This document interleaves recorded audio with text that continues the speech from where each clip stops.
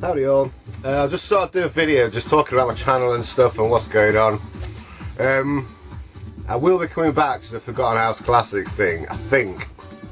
However, if I do, it's going to be a lot more underground because I feel like I've sort of exhausted all the, all the uplifting piano stuff that,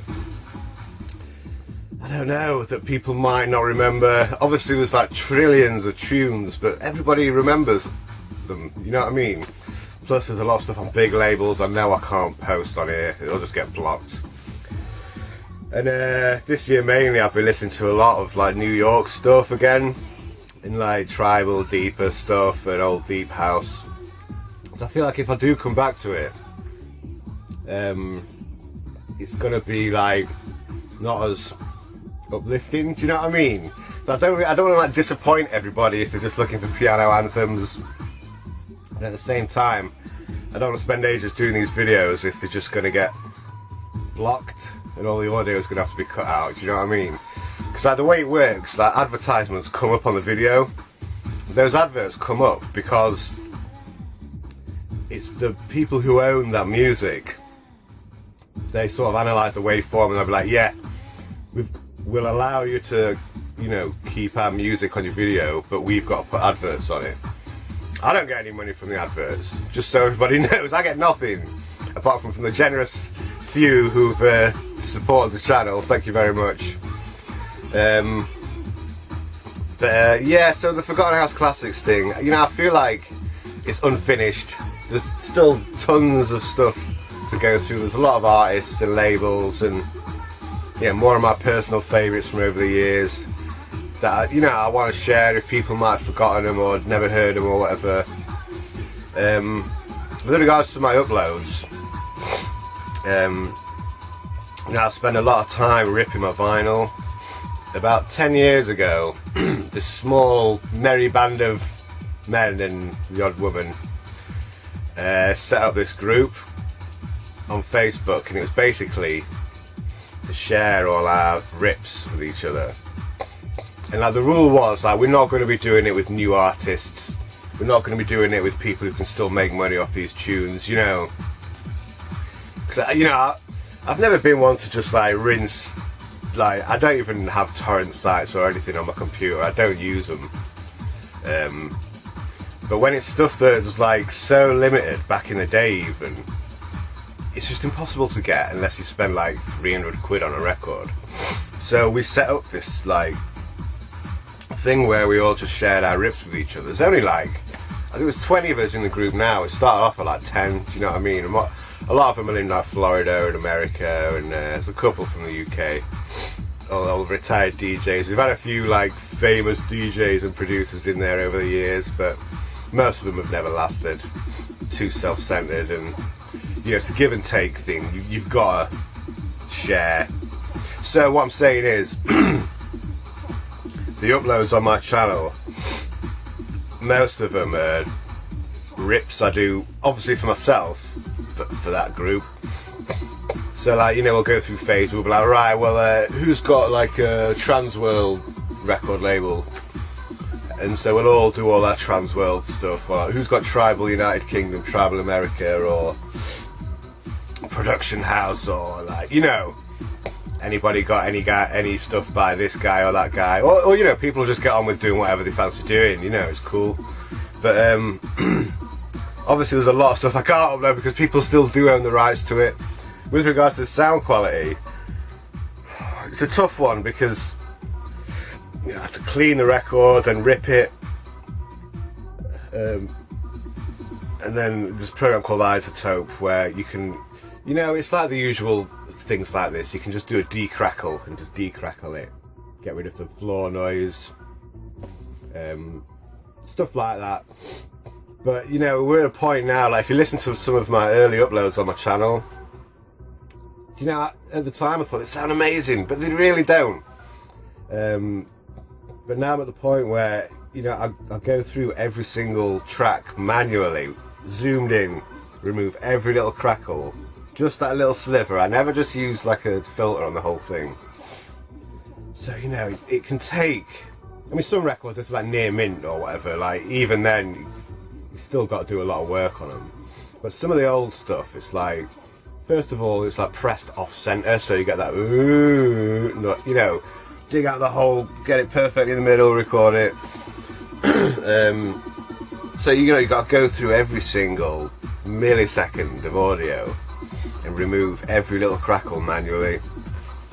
Then obviously after you've done that, you know, you've got to do a bit of EQing or whatever, and then I use a program called T-Rax to sort of master it a bit. Like, obviously you can't master things when you've just got the one file, but just to chunk it out a bit and a bit of a limiter on it and stuff like that, you know. I mean, if you listen to my rips on YouTube, you'll know what I'm saying. Like, if you analyse a waveform, there's still a lot of light and shade. I don't want to brick wall everything because it doesn't sound good. Like, so it's a battle between like making it loud enough and keeping the dynamics. It's a tough one. And when I had COVID earlier this year, which was when I really got into doing the season 2 of Forgotten House Classics, I spent a lot of time doing it, and like, because I couldn't breathe, I had no energy, I felt like crap. I was like, well, while I'm in the house, I'm going to do something, do you know what I mean? I'd go out every day and I'd get to the top of the street and I'd be like sweating and just out of breath and just felt like a bit dizzy. And so, you know, like every day I was trying to do stuff, but I was just so knackered. I was like, well, I'll just do stuff in the house, you know. So that's when I got really into doing season 2, and probably took on a lot more than I should have, really, because I mean, you know what it was like putting out 2 episodes a week, and like, it's not just a fact of just, doesn't take half an hour episode does not take half an hour, you know. You got to film every little bit and then take the photographs and get me talking, and apart from thinking, oh, what I'm going to dig out for this one or the next one, and then all the editing, and it takes so much longer than it appears, even though they're really basic videos. But yeah, so sound quality. So like, because of COVID, there was months and months where I thought, I can't hear properly. You know, like one piece of advice I got from Ian Pooley, from what he's like, he did this video on like his production and stuff, and he always says, make your music where you listen to other people's music, so that way you'll know how it's supposed to sound. Do you know what I mean? It's like if you're listening to like house tunes only on like one sound system, and then you come in the studio and it's a completely different setup, it's going to sound a lot different. Do you know what I'm saying? So if you listen to the stuff on the same sound system as you're producing stuff on, you get that, you know what exactly it's supposed to sound like. But I'm still convinced, like, I listened to some rips from this summer and I'm like, where's the bottom end? Do you know what I mean? Like, don't we try and get up to sound like CD quality, if not better, but I don't know. So there we go. So I'm going to continue to upload music, and like I might come back to the Forgotten House Classics thing. I don't like see myself as a YouTuber. I know nobody cares about like my daily life and all this crap. It's just about the music. I get it. I'm under no illusions. Like, anyway, so questions from you lot. Who are my favourite DJs? The thing with DJs, I've always felt like this about DJs and bands and fashion labels and everything. I've never understood these people that are like, right, I'm a fan of this, and then they'll stick with them forever. Like, you know, like for example, Kings of Leon, like their first 2 albums were so good, and then they kind of got big and they got really generic and dull, and you know, people say, I love Kings of Leon, and I'm like, I care about their output, not the people. So like, you know, I love the first 2 albums, but I wouldn't say I was a fan. So with regards to DJs, it's always been the same. Like, throughout a certain period of time, it was this DJ, and later it was this DJ and that DJ, you know. So for me, I guess it's been down to like, to answer the question, I have to think about output and the stuff that's had an effect on me. So, top 10. See, I haven't even thought about this. Top 10. Alistair Whitehead. Between 1994 and 1996, so many of his tapes and CDs, mixed CDs and stuff, heavy rotation. The guy introduced me to so much good like vocal house and piano stuff, and he always used to throw in like some really like tough tunes in the middle just to really like energize his set. He was a really good DJ, and his technical skills were great, like his pitch control, and you know, it's on another hand, we've got Dave Seaman, who played like progressive house and like trancey stuff, and he had all, you know, he's head of DMC or whatever, and I think it was involved with Stress as well. But his style between like 95 and 97, I put him in my top 10. He did a lot of like in-key mixing, as it's called these days. He'd like siege tracks together and they just sound seamless, like they belonged. It was like a real progression, and he just made for some of the best transitions. Whereas Alistair Whitehead, he did do that, but he'd be able to change key and mix styles up in a cohesive set. Do you know what I mean? So there were two very different styles. But like Alistair Whitehead, 94 to 96, without a doubt. Dave Seaman, 95 to 97, without a doubt. Sasha, you know, you can't deny, like the early tapes from like 1990 and 91 and 92, when he's playing at the Eclipse, they're outstanding. You know, and obviously there's Renaissance, which I think is criminally overrated, to be honest. Northern Exposure, fantastic. The boxed tapes, there's a double tape, I think it's got like a white background with like gold and like dark blue. That set is just out of this world. The boxed 96 Global Underground double tape, that set, legendary. You know, Alistair Whitehead, Dave Seaman, Sasha. Roger Sanchez is up there for me too. Roger Sanchez. He's just brilliant. Even like the Cream reunion, you know, like, was it 5 years ago now or whatever? His set from that was just unbelievable. You know, you got other like DJs from back in the day who like did recording sets now, and they're just soulless. Whereas Roger still kept that crunch and that rawness and just throwing everything in there. He was absolutely brilliant. So we got Sasha, Alistair Whitehead, Dave Seaman, Roger Sanchez, Danny Tenaglia. Cannot argue with the legend that is Danny Tenaglia. Some of his sets just fantastic. So long, heroic. Do you know what I mean? And just a vibe, like, he plays all sorts, but I don't know, it's like the whole New York thing for me. Like, I feel like in the UK and Europe, you had like nights on, you'd have like a DJ doing an hour and a half set and a DJ doing a 2 hour set or a 1 hour set, and it's like, if you've got a set like that, you've just got to bash all your best bits out. You can't like build and take people on a journey.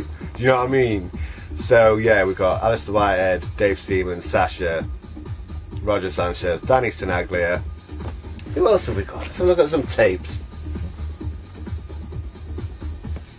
You know, I gotta mention Judge Jules. You know, I know a lot of people like, it's cheesy, it's filthy, but he got the party started, there's no denying it. Like, he was like Danny Rampling in the way that he played a lot of different sounds and just really was a party DJ. So the Judge, number 6. Armor Van Helden, number 7. Before 1997. It's the same with like Judge Jules, like up to like 1997 when he really was like a trance guy. He was brilliant. Who else have we got? Oh, so many. I think Al McKenzie, criminally underrated. Like his sets, you know, he played like Sharp Boys tracks alongside DJ Tonka tracks, then alongside like deep US garage tracks. But he really it was like he had a darker edge. The way he mixed, it was a bit different. Do you know what I mean? I loved Al McKenzie, like back in the mid-90s. Some really good sets. I think, like I say, really underrated. Like people are like, oh, you're using D-Ream or whatever. Like, who cares? Like, he was a really good DJ, and I assume he still is. I haven't heard any of his sets for a long time. John Please Women, fantastic DJ. He was another party DJ. Like, he played the anthems that everybody wanted to hear, but the thing with John is like, he always had all these references to the 80s and the New Romantics, and also like the gay scene in inverted commas. So he definitely had his own vibe, you know what I mean? It's like he'd take bits from like Europe, he'd take bits from New York and Chicago, then he'd take like hard house, and then he obviously plays like super uplifting cheesy piano stuff and that, and it was a real good mix. Like, I love that about DJing. Like, you know, when it got to the late 90s, like, you got DJs like Seb Fontaine, oh my god, so boring. Like, yeah, I'll just get every trance record and just mix them loosely. You know, like, you could mix 2 records like this, like 3-minute mix, and just play them together, whereas like Seb Fontaine's mixing was like rubbish, boring mixing. There's no like thought or love or progression or soul in there. Who else? Obviously, you know, Masters of Work, Frankie Knuckles, David Morales, Graham Park. You know what I mean? I can't do a top 10. There's more than 10 on that list. There you go. That's what I'm doing. But then, you know, think back to the old school hardcore stuff. You've got Randall. You know, some of the local pirate radio DJs were just unbelievable.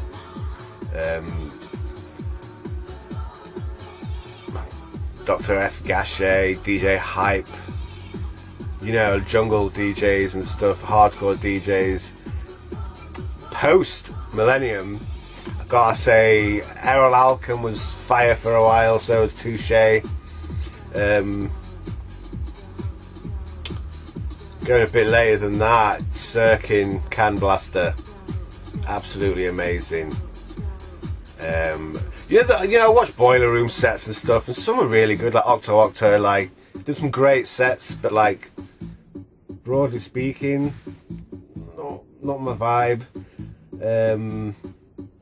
Then later than that, like, genuinely loved Bicep. The first 2 mixtapes they put out on the SoundCloud were outstanding, but the guys themselves, I had this little beef with them, and then they just got too generic, and I was done with them really. Like, this guy Lee Moore, who's one of my mates from just like down Nottingham or something, he is fantastic. When I did that Gaea DJ Collective thing, like, all the sets I'd get from my friends, like, not to like discredit anybody else who was like in the collective, because they're all fantastic. John Z, Jay Skinner, Sean, Fomek, DJ Bobby, William, Billy Z, that's who he was actually called on there. Who else? Like, tons of people, like Kyril Garcia, my friend from Spain. His sets he did for that DJ Collective, they were like my most listened to sets of like the year for like a couple of years. And like, same with Lee Moore, unbelievable DJs, and these are guys that just nobody knows. Do you know what I mean? Got to shout out Marcus as well, he's a good DJ, and everybody else in the Gaea DJ Collective. Doug, you know what I mean? Like, I just forgetting people because they haven't even like acknowledged that thing for so long. And Osk Kins, got a shout out to Osk Kins, he's a bloody good DJ. He's gone on the darker, tougher side, but like, it's not the sort of stuff I dig out myself, but when you listen to one of his sets, it's like, why don't I listen to this stuff all the time? This guy's brilliant, you know what I mean? Which leads me on to the next question: who are my favourite producers and remixers? Somebody asked me. This is going to be a long ass list, like the same with DJs. It's like for a period of time, you know what I mean? Deep Dish, I always say up until '97. After Sandy B Made the World Go Round, it all changed, and it did change. However, some of the later stuff they did was just unbelievable. Like, up to like 2002, 2003 even, it was just absolutely unreal. But up to like 96, 97 specifically, their productions and remixes, it was a whole new sound. And it's like, alright, you know, they work with BT, and Victory and Brez, Fallout Shelter, you know, but it was them, their distinctive sound. It was really distinctive, it was amazing, yet you could like sit it in sets, which leads me to number 2, Way Out West, like between 94 and like 98, unbelievable, like the amount of remixes and productions they did, amazing, and so many of them were just so good. But the problem I had with Way Out West is kind of like the problem I always had with Basement Jaxx, is that their tunes are so good. I don't think that about Basement Jaxx, but their tunes are so good, they just stick out like a sore thumb in his set. Do you know what I mean? It's like you've got a vibe and then you put a Way Out West tune in and it just completely changes it up because it's so distinctive. And I respect them for doing what they want to do fantastic, but it's like a double-edged sword with that. So like, definitely got Deep Dish, definitely got Way Out West, definitely got Roger Sanchez. The amount of amazing stuff he did in the 90s, unrivaled in my opinion, apart from maybe by David Morales. Hero. I'm never big into his Red Zone and Dead Zone stuff from the early days. Probably a bit before my time, to be honest. But David Morales, definitely up there. Patrick Prinz, just amazing. One of the best Dutch producers there ever was, in my opinion. He had his own distinctive sound, but it sat really well with other stuff.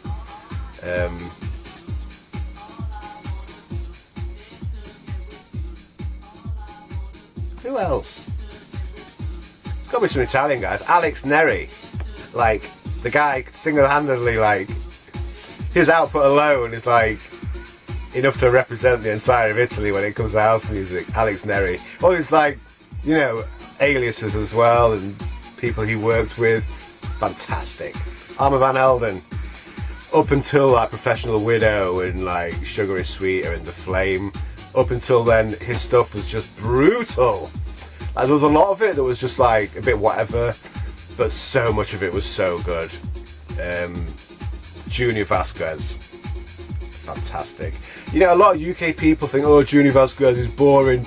You know, he dissed Sasha, and all they know is like Get Your Hands Off My Man and a couple of his remixes, which are just really boring, that for some reason were popular here.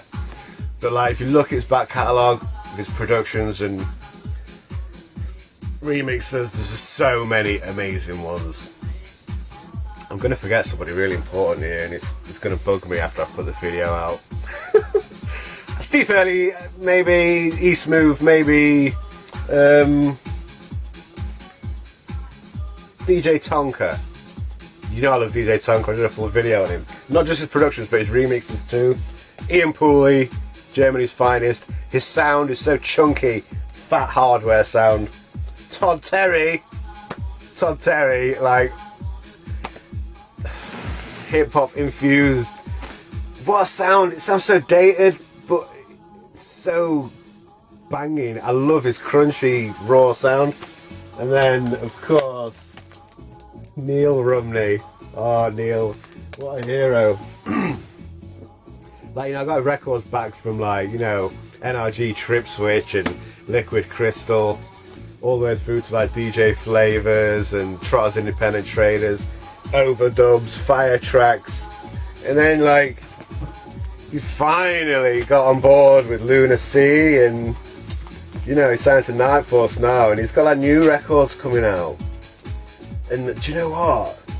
Even though like I'm not a big fan of like new school production, because it does sound too clean, it's missing the bottom end.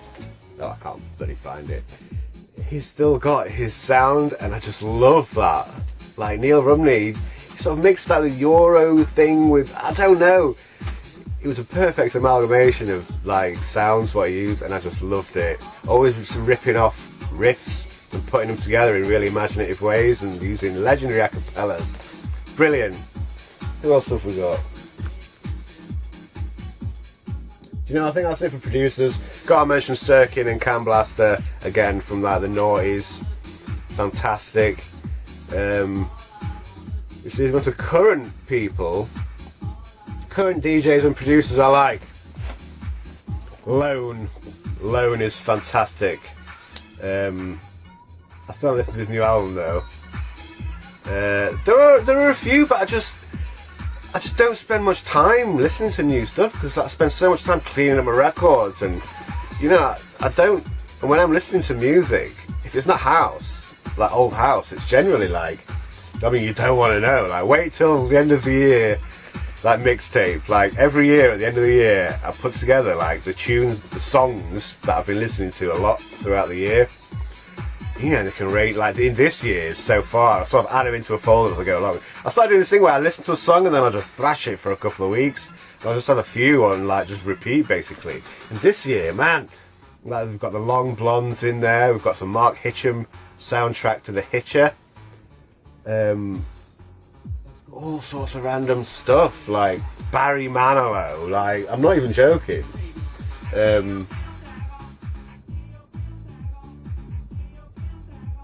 Stretch Princess, you know, like all sorts of different, like 80s pop music. Heaven 17, Let Me Go. What a tune! I've been caning it. Like, so I don't really like keep up on new stuff. And a few years back, when the whole lo-fi house thing came in, I really got into it. And like, I was like, finally something again that I'm into that's new. So you know, I want to stay ahead of things, but so much of it just bores me. Like, so we've got Night Force who are keeping it real, big up Lunacy. But that's like hardcore mainly. Like with the house stuff, it was like this lo-fi house scene. The thing I loved about it, it took me back to the whole mashup scene of the noughties, what I was actually like involved in. It's like people just doing what they want to do at home. And you know, you'd go on these groups and people would right, I made this tune, what do you think? And I'd be like, this is fucking amazing. Like, you'd get the feels, like, you listen to like overproduced like electronic music these days and it's just soulless. It's like this lo-fi house thing, it was like because they're making it at home, and like, I know like some of them are adding like tape fuzz and grit and turning the treble down and making them oversaturated and distorted. It really evokes this like feeling of what it used to be like to listen to tapes. If you record off pirate radio or like get these third-hand copies of like sets, and I just loved it. So the whole lo-fi house thing, it was just brilliant for me, and I couldn't care less. You know, it's like people say, oh, who are your favourite producers in this? It's like this one guy, Darks, did this fantastic tune. You know, you get people and they just put out a couple of tunes, and one of them was just amazing. DJ Bloom, you know, my mate Jake Fomek, some of his stuff was unbelievable. And I'm like, why aren't these guys just massive? So with new stuff, it's like I don't follow enough to know about it.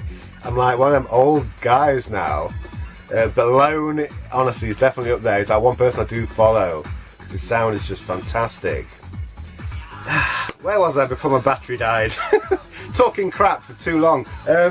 What other things am I interested in? Right, I like movies, I like old movies. New movies don't do it for me, same with music. Top 10 movies. Rear Window, amazing. Goonies, Back to the Future, you know, the best movies ever. I've probably watched them more than any other films in my entire life. Return from Witch Mountain, like that's just my childhood film. The sequel one. Original Superman film, amazing. You know what? I have no idea about the rest of the top 10. There was a time like in the late 90s and noughties where I was like really into film, you know, and I was like Kubrick and you know, what's the guy, Scorsese and Hitchcock, you know what I mean? Like now I'm just like, I just want to watch a fun movie. So like 2 Days in the Valley is probably my top 10. I love 2 Days in the Valley and nobody knows it. Trees Lounge, nobody knows that. Amazing film. Steve Buscemi's writing and directorial debut, he stars in it. I think Jackie Brown's amazing. But you know, like, I've just got to be a John Hughes film in my top 10. But I don't know, you know. Romy Michelle's High School Reunion. Like, it never fails to cheer me up, honestly. I love it. It's so stupid. I'm surprised there aren't any sci-fi ones, like maybe the original Planet of the Apes. You know, the original Star Wars trilogy I always loved. I've got the nerd double disc ones with the original, you know, before Lucas ruined it in the 90s. The original ones are great. What have we got down here? What have we been watching recently? Platoon! Oh my god, it's amazing. I love Empire of the Sun. Top 10, my ass. Like, it's impossible. And as usual, I'm going to upload this nothing. Why didn't I include that? How could I miss that out? There's loads of films I like. But like I say, like, the last like new film I loved was Hobo with a Shotgun, I think. But seriously, like, new movies are just so soulless. Oh, I loved Kick-Ass as well. That was great for a new movie. But they're all just so soulless these days. I couldn't care less about superheroes. You've got to get into it. I'm not interested. Yeah, I love like Speed from 1993. Like, it's so bad, Hollywood hogwash, but I love it. I just absolutely love it. You know, like comedies like The Other Guys is amazing. I don't know, man. Just tons of stuff, tons of old films I love. And also like nature. I'm into nature. I care about the environment. I care about animals and climate change. Like, I know it's debatable whether it exists or not, but like, you just cannot deny how things have changed. Flooding, obviously some of that's down to like funding cuts, clearing drains and stuff like that, but a lot of it, you know, you cannot deny, if you're like as old as me or older, which I assume a lot of you are, you know, winters and summers when we were younger are a lot different than they are now. It's like now we just get like freak weather every year, and it's like, oh, the hottest March day since records began, the wettest February since records began, the coldest blah blah blah. You know, climate change, global warming isn't just about the planet getting hotter. It's very complex, and I know records only began in like, you know, like 150 years ago or whatever, but like, you can tell the difference. And even within that nature and stuff, like the things you see now or you at least don't see, it's just so different to like even 10-20 years ago. Like the plastic in the ocean, like all that, like 90% of the plastic in the ocean has basically been arrived in the last like 30 or 40 years. You know, think about the whole of humanity and all the plastic in 30 or 40 years, like 90% of it, that's just 30 years. Like when I was at school 30 years ago, we're talking about the ozone layer and pollution and, you know, and it's all happened since then. It's unbelievable. Like I saw this thing the other day, these guys have finally invented something that's going to clear all the plastic from the ocean, and they did the first big sweep like recently. Unbelievable. They're like, yeah, 3,000 more of these and we'll have cleared up Garbage Island in the Pacific. It's like, yeah, even if they keep doing it, it's a non-profit thing, then still, like, all the microplastics that have broken down to tiny little things are still going to be in the oceans. You know, that infiltrates fish, algae, everything. And like, that is what's going to destroy the planet. Like, if the algae doesn't form, if it's inedible to the food chain, then, you know, life comes from water. If you watch Brian Cox, you know, without water there's no life. If everything in the oceans dies, we're screwed. Anyway, less of that. Another of my interests is trainers, sneakers, whatever you want to call them. I was talking to my boy Sold Doubt the other day in New Orleans, and he's like, we were talking about Kanye and Travis Scott and stuff, and I was like, he's saying like how, you know, you can't deny Kanye's influence on the culture, and I'm like, the culture. I thought about it, I thought, you know, my journey through trainers, sneakers, hip-hop is barely relevant. Like, when I was a kid, it was about 80s films, Breakfast Club, Back to the Future, Goonies, all wearing Nike trainers. I thought they were super cool. Then, you know, late 80s, it was like the early skateboarding, streetwear thing, and then the rave scene. in the early 90s. Then like 93 I got back into skateboarding in a big way, so it was like baggy jeans and like Puma Clydes and Puma Suedes for me, because they were cheap to skate in and my parents went, you're poor, you know. And then it was like, you know, I had like different bunches of friends. I listened to a lot of types of music, so like one group I'd go out to like punk and ska nights, so I'd have like etnies and duffs. Then I'd have like Cortez, and I had some red Adidas Stan Smiths. I used to wear the Gatecrasher and Acupuncture. You know, like in the early 90s actually, I missed this bit out. There's like obviously the basketball influence. You know, like Michael Jordan was just like the hero, late 80s, early 90s. When the Jordan 5s came out, they were like the first shoe that I was just like, these are unbelievable, I need them. Couldn't have them because, like I said, my parents were poor. Like, so I got like cross trainer mids and like Ultra Force highs and Saber Flight mids. You know, cheap stuff that was in the sales. Reebok black top. So the basketball thing kind of influenced me. But the whole hip hop thing, it never really was a thing for me. Like even in the noughties, like still goes to punk and ska night, still got my skate shoes on, and still had like me Reebok classics and, you know, the Nikes and stuff. Like, but then in like 2003, I remember buying a pair of Eric Coston ones, and they were like white, orange and blue, and they weren't those super fat skate shoes, but they was just so beautiful.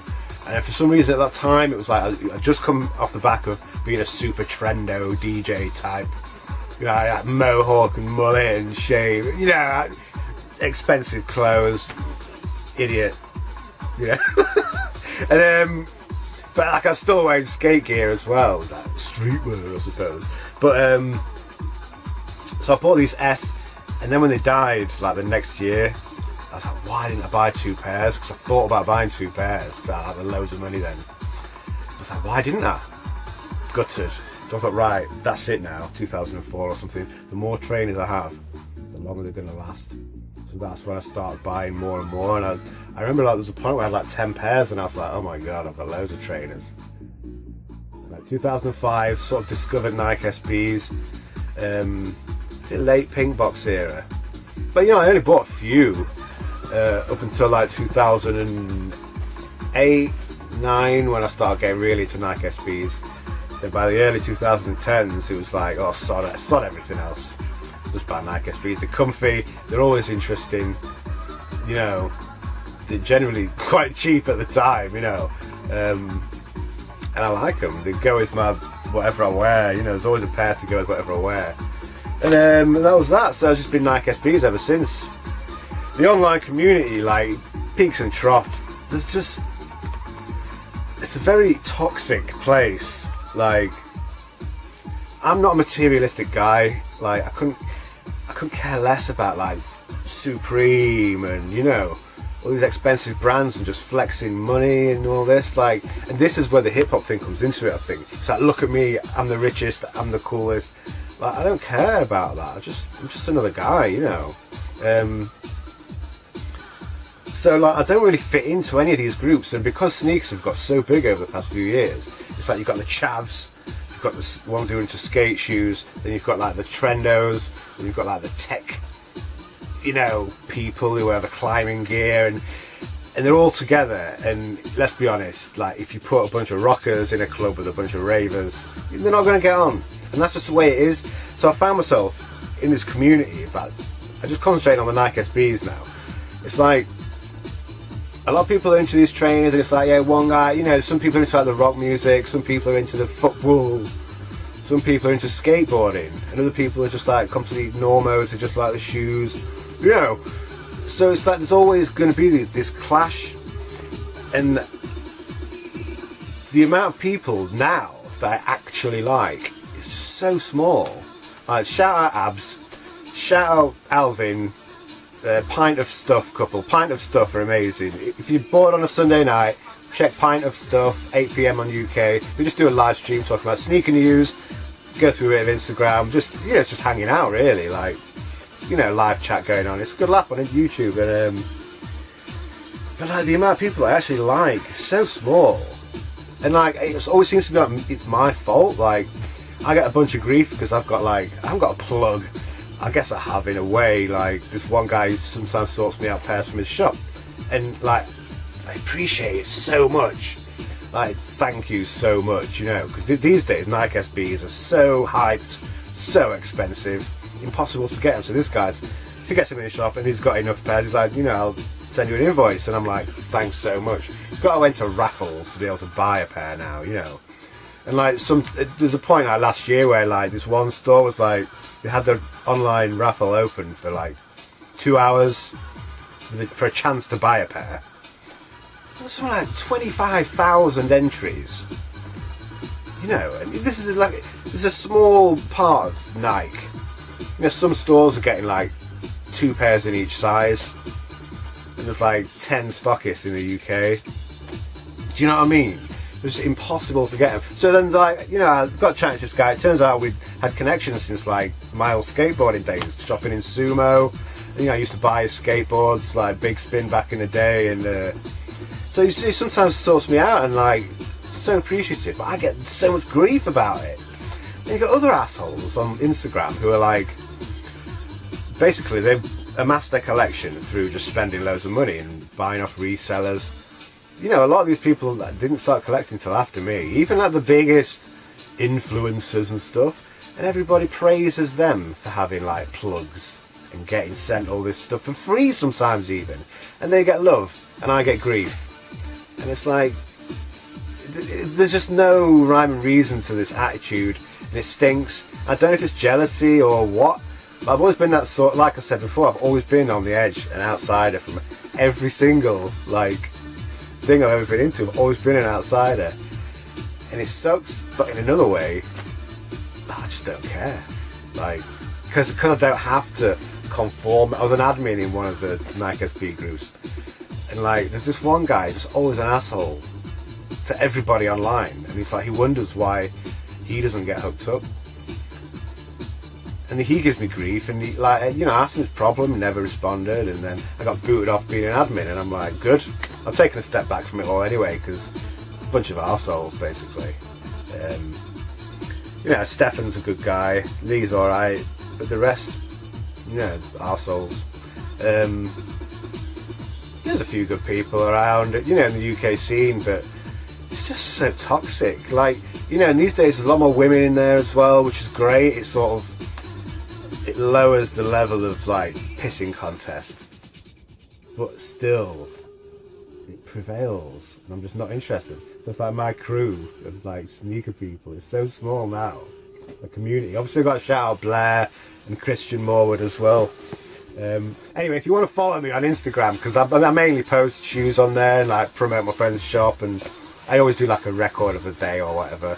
Levi_LR3. So top 10, they're all Nike SBs. You know, I've got a bunch of Puma as well, but I rarely wear them. All Nike SBs. Last few weeks I've been wearing old pairs like silver box, pink box, black box. So, you know, from like 2003 up to like 2008. And I love all those old pairs, but I don't know, you know, I've been wearing them and I'm like, I love these. Like today I've got Tokyo Taxi from like 2006, wicked pair, but they're not my favourite. So people are like, you got Red Lobsters, oh my god, they're like £2 now, and I'm like, they've gone for like 30 quid like 9 years ago. Just, I don't care about them.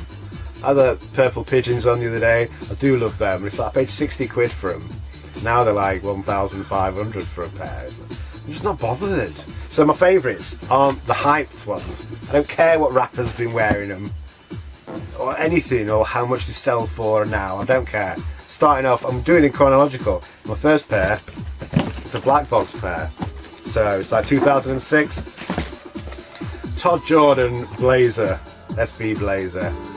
This material, it's like twill, it's like a dog blanket. But you know, I just love these. I've always had a thing for tweed trainers. I used to have tweed blazers like back in the day and stuff.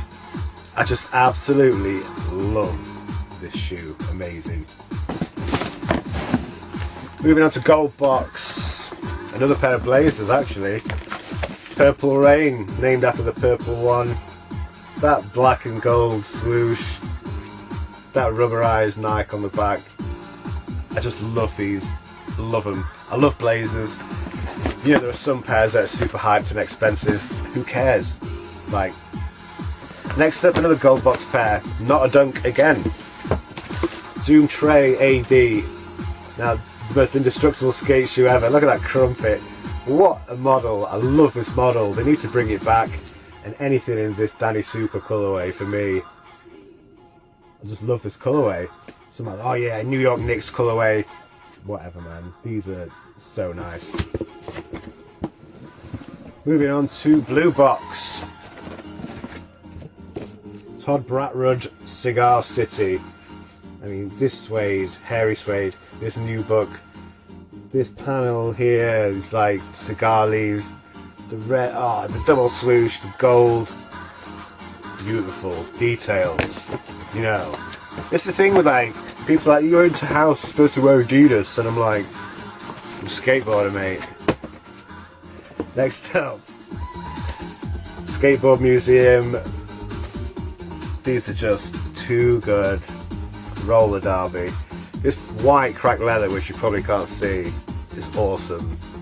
This all red bit is like wood grain. Got a nice insole too. These, beautiful. Last Blue Box one for this bit. Brooklyn Projects, American Skate Shop designed these, based on Slayer Rain in Blood album cover. I'm not one to wear products designed by or about bands or artists I'm not into. This is the only exception because there's no branding on it. You know, if you didn't know it was based on the album cover, you wouldn't, you know. Like some people are into buying the De La Soul dunks and they didn't even know who De La Soul was. Like pictures of the guys on them, the album from like 3 Feet High and Rising, and they're like, who are De La Soul? I'm like, oh, please, you're like one of those, you know, them rich bitches who wear Ramones t-shirts who've never even heard of the band. Like, look at this. This black is almost like rubber, oily rubber, black yellow denim, hairy suede. Bloody love them. Next up, a tape box pair. That's right. So this is that 2013 Pusshead 2. That Pusshead 1s were beautiful, but the Pusshead 2, this acid washed canvas, this hairy fluffy bit. I mean, the artist who designed these is just brilliant. Look at it, the soul, so good. Wicked pair. And obviously, like, every pair is different, like, for the acid wash. Brilliant, brilliant pair. Next up, 2014. Chinese New Year pair, Year of the Horse. I'm not Chinese, I don't celebrate Chinese New Year, but I love a red shoe, and this is pretty much one of my favourite red shoes of all time. That suede is just on another level. Light cannot escape its surface. It's so thick, sparkly outsole, like gold double swoosh, man. Amazing. Number 9. Ooh, he's still there. Number 9, another tape box. Really quite simple. Reese Forbes designed the denim dunk, SB dunk in the early days of SB, and they just cost like thousands now. And so, 15 years of SB, skateboarding division of Nike, they re-released some of the original pairs, but in a high instead of the original low. And I released these, and they were dark denim, and I was like, I don't really like dark denim, so I bleached them, and this is what we got. I've got a second pair that are unbleached. I think I've worn them once. Like these, I just absolutely love these. I love denim shoes. I love tweed shoes. You know. And the last pair that I've picked out. Obviously, this list, if I did it tomorrow, it'd be totally different. You know, I'd be getting like my Bisons out from Silverbox here and like Newcastle Brown Ales and stuff. The last pair, Rainbow Box, which means a quick strike from now era. Grateful Dead, the green marching bears pair. Right, I love Grateful Dead, and these are like an official Grateful Dead. We've got a stash pocket in the tongue. I mean, look at that, it's so cool. A little bear on the tongue. Look at the swoosh, the furry, they're just completely insane. Who's got the guts to wear these? I wear them. You know, these saddos who collect these shoes and never wear them. It's like they're not fulfilling their destiny. They want to be worn. You know what I mean? Wear them. I'll wear all my trainers. I don't believe in keeping them dead stock. That's why I've never sold any. I'm like, I'd rather wear them than keep them and then sell them. Like, some of them are worth so much now, I don't care. I'd rather keep them and wear them. I mean, look at it, it's just stupid. Absolutely stupid. Anyway, so there's my top 10 Nike SBs, top 10 pairs of trainers. I think that's about everything, you know. I'm waffling for too long already, so I hope you're all keeping well. And I don't expect anybody to actually watch this whole video. If you have, I'm impressed. And you know, I'll hopefully be back at some point with some more Forgotten House Classics videos and stuff. But as time goes on, you know, I'll keep uploading some of my rips, and like I didn't mention this before, but it's not all about like the big anthems on my channel. I want to put stuff up, one that sounds good quality instead of all these crusty, quiet, horrible uploads, and two, I like to upload all the versions. Like, you know, you'll go on Discogs and you'll like be looking for a record and you'll find it and you'll be like, oh, what's that version? That might be the version I've been looking for like 25 years and nobody's uploaded it to YouTube. It's like, just because you like that version or because some DJ played that version, it doesn't mean everything else on the 12 inch is irrelevant. Do you know what I'm saying? It's like, there's this one tune a while ago and it took me years to find it because nobody had uploaded the B-sides to YouTube. You know, since YouTube began, and there's nowhere to listen to it. Stupid. So that's why I always like put the whole 12 inch up, and like to assume that A1 is a good track. Incorrect. Get digging, you know what I mean? And that's why I put him up for like nerds like me, because it's like, if it's something that I require, I assume others require it too. So, with all that said, I'm going to get on with the rest of my day, and I'll see you all later. Take care of yourselves, everybody, and peace out.